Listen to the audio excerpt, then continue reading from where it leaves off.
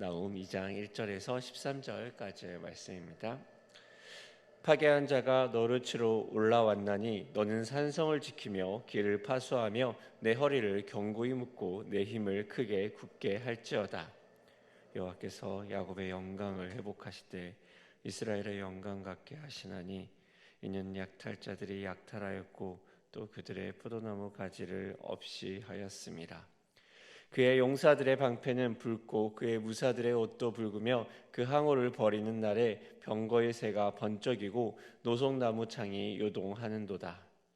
그 병거는 미친 듯이 거리를 달리며 대로에서 이리저리 빨리 달리니 그 모양이 횃불 같고 빠르기가 번개 같도다. 그가 그의 존귀한 자들을 생각해내니 그들이 엎드러질 듯이 달려서 급히 성에 이르러 막을 것을 준비하도다.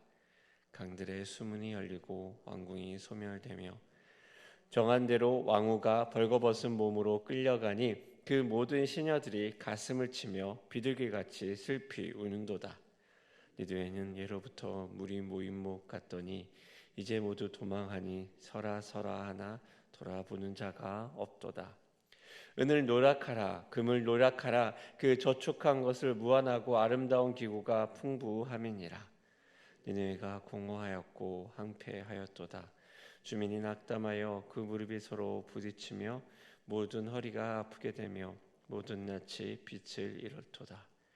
이제 사자의 굴이 어디냐? 젊은 사자가 먹을 곳이 어디냐? 전에는 수사자, 암사자가 그 새끼 사자와 함께 거기서 다니되 그것들을 두렵게 할 자가 없었으며 수사자가 그 새끼를 위하여 먹이를 충분히 찢고 그의 암사자들을 위하여 움켜 사냥한 것으로 그 굴을 채웠고 찢은 것으로 그 구멍을 채웠었도다. 같이 읽겠습니다. 만군의 여호와의 말씀에 내가 내 대적이 되어 내 병거들을 불살라 연기가 되게 하고 내 젊은 사자들을 칼로 멸할 것이며 내가 또 내 노력한 것을 땅에서 끊으리니 내 파견자의 목소리가 다시는 들리지 아니하리라 하셨느니라. 아멘. 아멘. 또 이 새벽에 하나님 말씀을 사모하며 나오신 여러분들에게 주님의 귀한 음성으로 함께하기를 축복합니다. 작년 말 부산 덕천 지하상가에서 남성이 여성을 일방적으로 폭행하는 장면이 인터넷에 공개되어 화제가 된 적이 있습니다. 그 장면을 보면 남성은 일방적으로 여성을 때리고 후에 쓰러진 여성의 얼굴을 무차별적으로 가격하는 모습이 지하상가 CCTV에 고스란히 녹화가 되었습니다. 이 장면에 대해서 한편에서는 남자가 잔인하게 여자를 때린 데이트 폭력이다 이렇게 주장하는 사람이 있었고, 또 한편에는 여자도 처음 남자를 향해 주먹을 휘둘렀기에 때렸으니 쌍방 폭행이라고 이야기하는 사람들도 있습니다. 범죄심리학과 이수정 경기대 교수는 이번 사건이 쌍방 폭행이라고 불리는 것에 분노를 드러내며 이렇게 이야기를 합니다. 여성이 10대 맞고 한 번 손톱으로 핥힌 자국이 있다고 치자. 그것도 경찰에 가면 쌍방 폭행이 돼버린다. 실제로 우리나라에서는 정당방위가 인정되기가 까다롭다고 이야기합니다. 정당방위가 인정되려면 상대방이 먼저 때리고 나는 맞는 도중에 대항해서 때리거나 내 방어를 위한 최소한의 행동으로 움직여야 된다고 합니다. 그렇기에 정당방위로 인정받는 조건은 매우 까다롭고 있다고 해도 인정받기가 쉽지 않은 것이 우리의 현실이라고 합니다. 그저 숙이고 다 맞아야 일방 폭행이 된다고 이야기합니다. 왜 뜬금없이 목회자가 정당방위에 대한 이야기를 할까 생각하실지 모르겠습니다. 신앙으로 살아가지만 가끔씩 마음이 어렵고 또 힘들 때가 있습니다. 억울해질 때도 있습니다. 성도들의 삶을 생각해도 마찬가지일 것입니다. 저희 교육자들끼리 한 번은 시편 73편에 있던 설교로 이런저런 이야기를 하다가 신앙인이 이 땅에서 가지는 억울함에 대한 이야기를 했었습니다. 그러면서 자연스럽게 그래도 악한 사람들이 이 땅에서 더 잘 살지, 신앙인은 결국엔 손해보고 늘 억울하고 늘 용서하고 사랑해야 돼, 이런 이야기를 하며 우리끼리 그 시편 73편에 대한 이야기를 한 적이 있습니다. 그래서 신앙에는 매번 성소에 들어가서 그래서 하나님 안에 진짜 모습을 깨닫기에 우리는 늘 손해보는 삶이 당연한 것 같아 이런 이야기를 했습니다. 실제로 보면 그렇지 않습니까? 우리는 죄와 영원한 죽음과 하나님 나라에 대한 이야기를 합니다. 하지만 때로는 그러한 말이 공허한 것처럼 사람들에게 들려질 때도 있습니다. 용서와 하나님 나라에 대한 이야기를 하지만 그렇지만 지금 당면한 문제를 해결하는 것에 너무 거리감이 있다고 느껴질 때가 있습니다. 그렇게 하나님을 우습게 알며 이렇게 말하는 사람들도 봅니다. 내 마음대로 살다가 죽기 바로 전에 영접해서 그러면 하나님이 천국에 보내주시겠지. 성경을 보면 하나님은 이스라엘을 무지막지하게 혼내십니다. 사실 이스라엘이 하나님에게 혼날만 했습니다. 하나님 말씀하신 것을 목이 곧은 백성처럼 잘 듣지 않습니다. 그런데 한편으로 그런 생각이 듭니다. 이스라엘이 다른 이방 민족에 비해서 그렇게 정신없이 산 것일까? 왜 그런 것 있지 않습니까? 부모님이 남의 집 내 친구에게는 되게 관대하고 나에게는 너무 엄격해서 억울한 그런 모습 말입니다. 때로 하나님이 그런 모습일 때가 있지 않습니까? 오늘 우리는 나훔서 2장을 바라보게 됩니다. 나훔서는 때로 신학자들에게 많은 공격을 받은 선지서이기도 합니다. 왜냐하면 이 선지서가 이스라엘 민족을 위해서만 쓰였기 때문입니다. 무슨 말이냐면 이스라엘을 괴롭힌 아수르, 그 나라에 하나님의 복수가 나오는 내용이 바로 이 나훔서이기 때문입니다. 그래서 나훔서가 너무 민족적이고 너무 일방적으로 치우친 선지서라고 신학자들은 이야기하기도 합니다. 여러분은 어떤 생각이 드십니까? 실제로 나훔서는 1장부터 3장까지 있는데 그 전부가 모두 파괴에 대한 내용입니다. 1장은 파괴가 일어날 것이다 이야기하는 내용이고 2장, 3장은 실제로 그 하나님의 말씀대로 어떻게 파괴가 진행되는지 그 모습이 자세히 설명됩니다. 이 모습을 통해 하나님은 무엇을 말씀하고자 하는 것일까요? 나훔서가 배경이 되는 시기는 대충 주정 663년에서 주전 612년까지의 시간입니다. 대략적으로 50년 가까운 이 시간에 아수르는 놀랄 만큼 변화의 시간을 겪습니다. 아수르는 주전 663년에 애굽을 침공합니다. 그리고 애굽의 상부 수도인 테벨을 함락할 만큼 강력한 군사력을 아수르는 보여줍니다. 그리고 반면 아수르는 50년 뒤인 612년에 아수르의 수도인 니느웨가 함락되는 상황을 겪습니다. 불과 50년 사이에 일어난 일입니다. 50년 사이에 승승장구하던 그 나라가 순식간에 멸망에 접어드는 것입니다. 우리가 아는 것처럼 주전 721년에 아수르가 북이스라엘을 멸망시키고 열지파를 아수르 땅으로 끌고 가 정착을 시킵니다. 혼합 정책을 핍니다. 이렇게 승승장구하던 아수르가 어떻게 망할지 누가 예측이나 했겠습니까? 실제로 유다는 바벨론에 멸망하기 전 아수르 편에 서서 반바벨론 정책에 동참할지 고민을 하기도 했습니다. 그만큼 이러한 모습은 반전이라고 할 만큼 아수르는 순식간에 멸망의 길로 갑니다.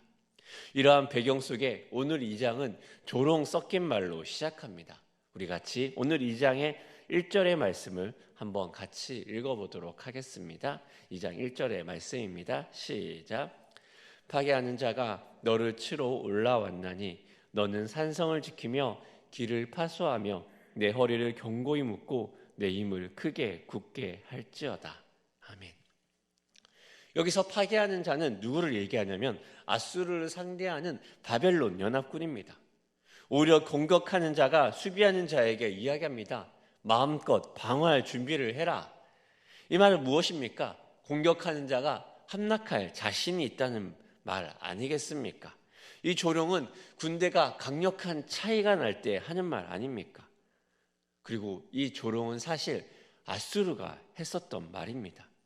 히스기야 14년에 아수르 왕 사네립이 올라옵니다. 랍사게가 예루살렘을 에워쌉니다. 그리고 지키려는 유대인들에게 아수르의 군대 장관이 이런 이야기를 합니다. 그러므로 이제 청하노니 내 주 아수르 왕과 내게 하라. 내가 내게 말 2,000피를 주어도 너는 그 탈자를 능히 내지 못하리라. 아수르는 공격하는 자가 오히려 유대인들에게 말 2,000피를 낼 테니 너희는 그 사람조차 세울 수 없을 것이다. 이렇게 유다를 조롱했었습니다. 그리고 오늘 시간이 지나 자신이 똑같은 표현을 듣습니다. 그리고 이제 본격적으로 바벨론 연합군이 어떻게 아수르를 공격하는지 구체적인 모습이 나옵니다. 그리하여 3절부터 9절까지는 마치 한 편의 영화를 보는 것처럼 구체적이고 감각적으로 전개가 묘사되고 있습니다. 붉은 옷을 입고 붉은 방패와 길다란 노송나무로 만든 창 끝에는 햇빛에 반짝이는 창이 가득합니다. 창과 방패를 든 오와 열을 따라 잘 짜여진 군인들이 노려봅니다. 그들이 노려보는 곳은 어디입니까? 이미 그들을 막아설 군인 땅이 없는 니느웨의 모습입니다. 그들은 존귀한 자들을 사로잡을 것과 그리고 존귀한 자들이 가지고 있는 금은부화를 어떻게 전리품으로 챙겨갈지에 대해 그 마음으로 가득합니다. 니느웨 사람들은 뒤도 돌아보지 않고 도망가기에 바쁩니다. 이곳은 융성하고 방어가 철벽 같기로 유명했던 니느웨입니다. 고고학자에 따르면 니느웨 성은 13km에 달하는 정방형의 성벽이 에워싸고 있고 니느웨 성벽의 높이는 무려 30m에 육박했다고 이야기합니다. 그리고 이 성은 깊은 해자로 둘러싸여 있습니다. 요나스에 의하면 어떻습니까? 이 성을 한 바퀴 도는데 무려 3일이 걸린다고 하지 않습니까? 그리고 이 성에 사는 사람들은 12만 명에 이른다고 하지 않았습니까? 이 강력했던 성읍이 이제 약탈을 당합니다. 심지어 왕후도 벌거벗고 수치를 당하며 끌려갑니다. 처참한 니느웨의 현실 아닙니까? 그들의 이러한 모습에 무엇이 있습니까? 그리고 여러분은 니느웨가 이렇게 처참하게 공격당하는 모습을 보며 어떤 생각이 드십니까? 안타까운 아수르에 대한 심판의 모습으로 마음이 아프진 않습니까? 그런데 이 모습을 보며 사실 제 안에는 조금 못된 마음도 올라옵니다. 어떤 마음이냐면 죄송한 표현이지만 아수르 꽃이다. 요즘 아이들 말로 사이다라는 생각도 듭니다. 물론 참혹한 전쟁을 좋아하는 것은 아닙니다. 이러한 제 마음 깊숙한 곳에서는 일하시는 하나님, 갚아주시는 하나님의 모습이 제 마음에 들어오기 때문입니다. 때로 이 땅에서 하나님은 과연 살아계신가 의문을 던질 때 있지 않습니까? 왜 많은 무신론자들이 하나님이 없다는 이야기를 하며 맨 마지막에 나서서 당당하게 하는 이야기, 멘트가 있지 않습니까? 하나님이 살아계시다면 당장 나에게 와서 한번 얼굴을 보여봐라. 그들은 당당하게 이야기하지 않습니까?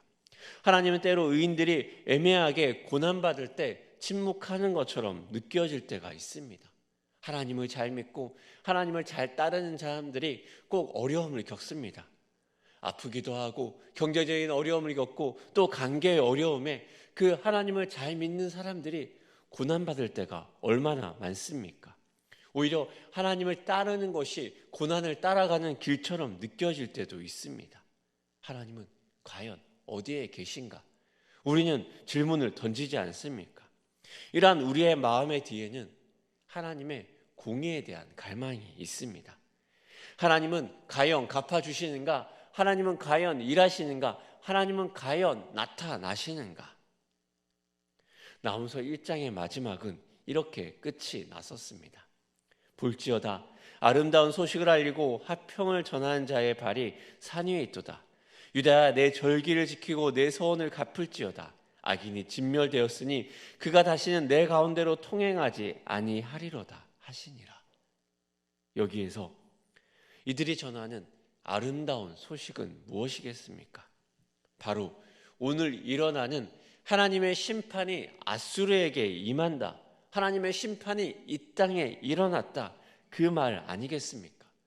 북이스라엘을 멸망시키고 남유다를 조롱하였던 그 나라, 잔인하기로 소문난 그리하여서 이웃 나라들이 벌벌 떨던 그 아수르 아닙니까? 특히나 피정복민들에게 가혹하게 대하는 것으로 유명하고 강제 유배 이후에 이주시켜버리는 것으로 문화와 민족을 완전히 말살시켜버리는 것으로 유명했던 아수르 아닙니까? 그들의 마지막 모습을 보고 싶어 했던 많은 억울한 사람들이 얼마나 많이 있었겠습니까?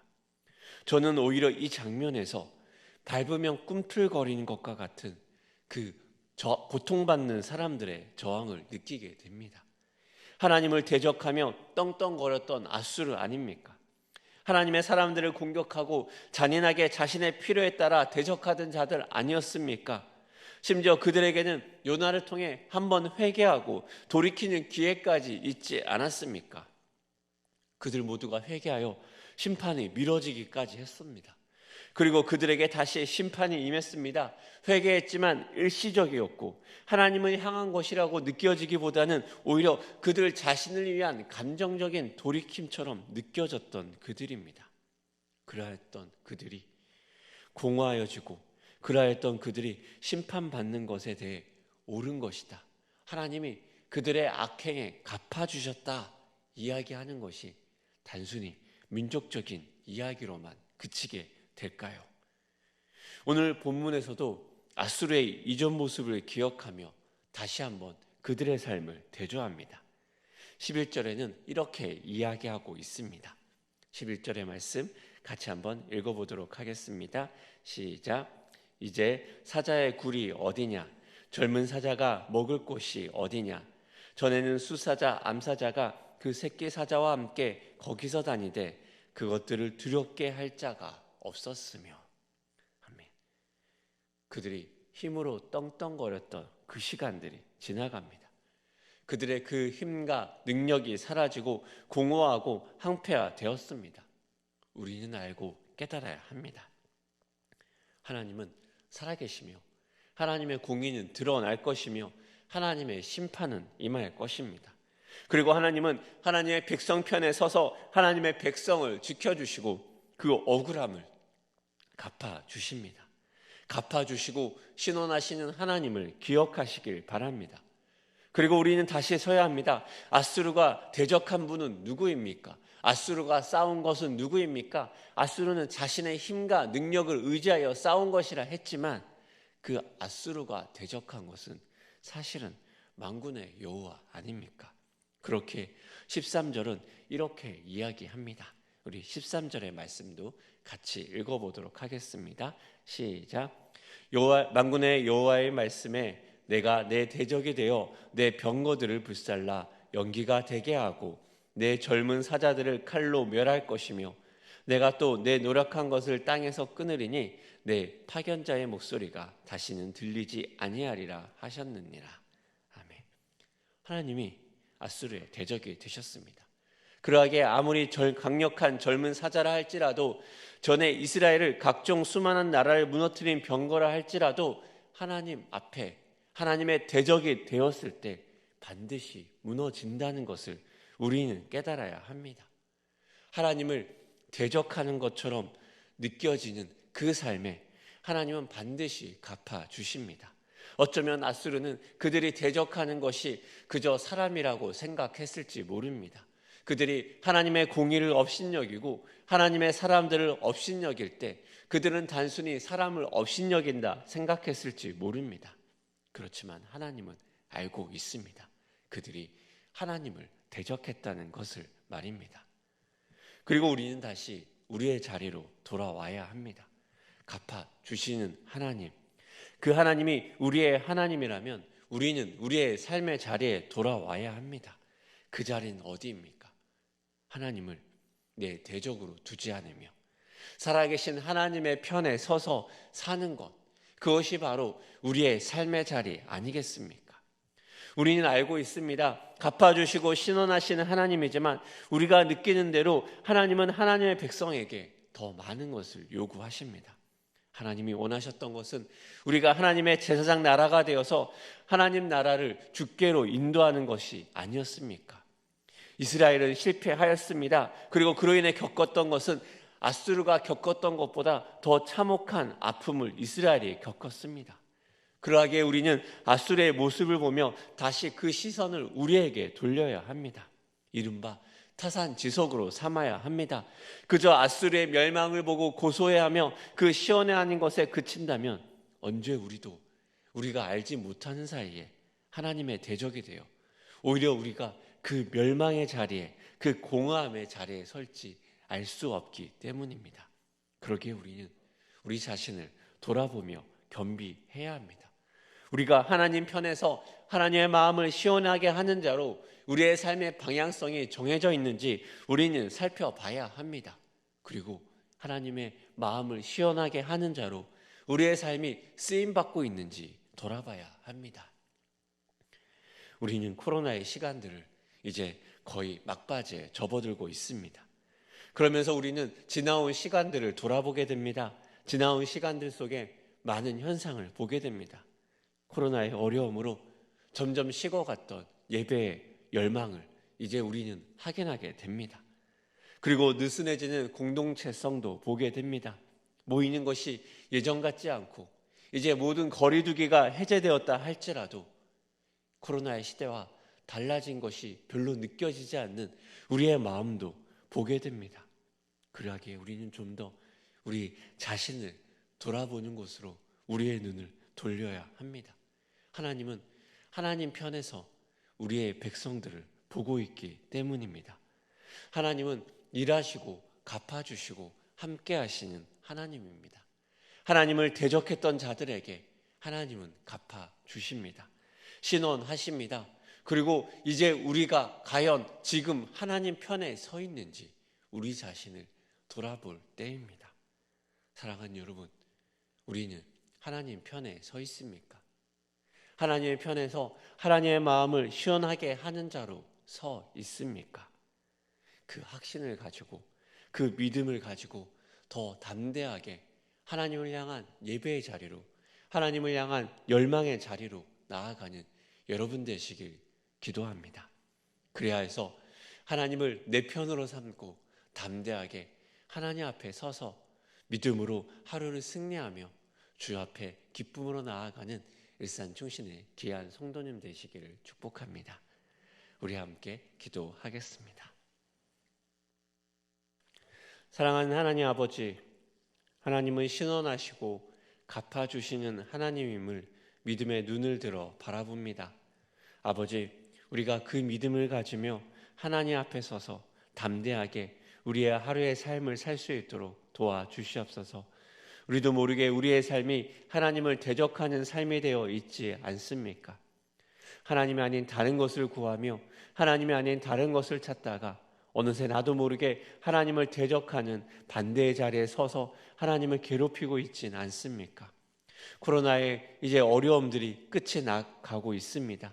거리두기가 해제되었습니다. 그 많은 상황 속에서 그럼에도 불구하고 우리는 여전히 하나님을 떠난 삶에서 여전히 하나님 믿지 않는 자들을 원망하는 그 자리 가운데 머물러 서 있진 않습니까? 우리 자신을 돌아보며 다시 한번 우리가 하나님의 자리로, 다시 한번 우리가 하나님을 예배하는 자리로, 다시 한번 우리가 하나님 앞에 겸비한 자리로 설 수 있도록 주님 도와주시옵소서. 그래야 해서 하나님 편에 서서 하나님만 예배하는 하나님의 백성 될 수 있도록 우리를 도우시고 함께하여 주시옵소서. 그 하나님을 우리 편으로 삼는 귀한 믿음의 백성들 될 수 있도록 주님 축복하여 주시옵소서. 감사드리며 예수님의 이름으로 기도합니다.